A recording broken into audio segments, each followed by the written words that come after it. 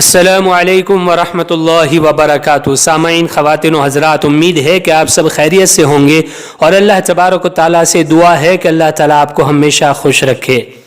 بہت سارے لوگ رزق کی تنگی کی وجہ سے پریشان ہوتے ہیں، کاروبار اچھی طرح نہیں چل رہا ہوتا ہے، پریشان ہوتے ہیں، روزی روٹی میں برکت نہیں ہوتی ہے، پریشان ہوتے ہیں۔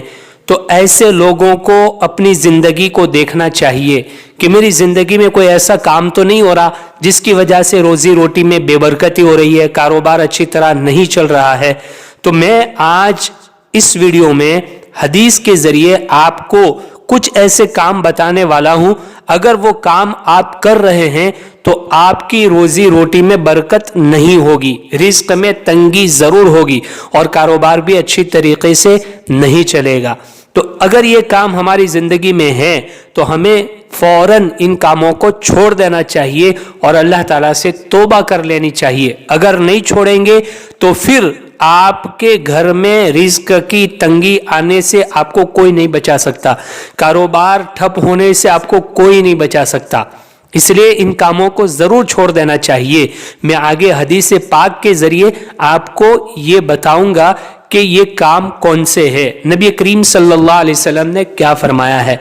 تو آپ ضرور اپنی زندگی میں ایک مرتبہ نظر ڈالیں حدیث سننے کے بعد کہ کہیں میری زندگی میں یہ کام تو نہیں ہو رہا ہے جس کی وجہ سے میرے گھر میں روزی کی تنگی آ رہی ہے، رزق کی تنگی آ رہی ہے، برکت نہیں ہو رہی ہے، کاروبار ٹھپ ہوتا چلا جا رہا ہے۔ تو اگر آپ چاہتے ہیں کہ آپ کے گھر میں رزق کی تنگی نہ آئے اور رزق کی فراوانی ہو، روزی روٹی میں برکت ہو، کاروبار اچھی طریقے سے چلے، تو آپ ضرور بھی ضرور اس پر عمل کریے گا۔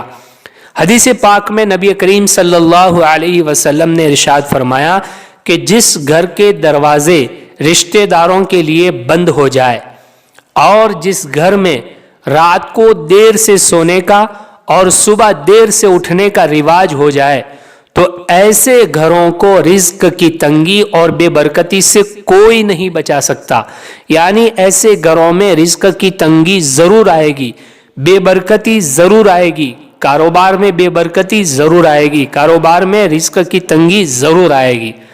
3 کام بتائے، ایک کام تو رشتہ داروں کے لیے گھر کے دروازے بند کر دیے، دوسرا دیر سے سونے کا رواج، اور تیسرا دیر سے اٹھنے کا رواج۔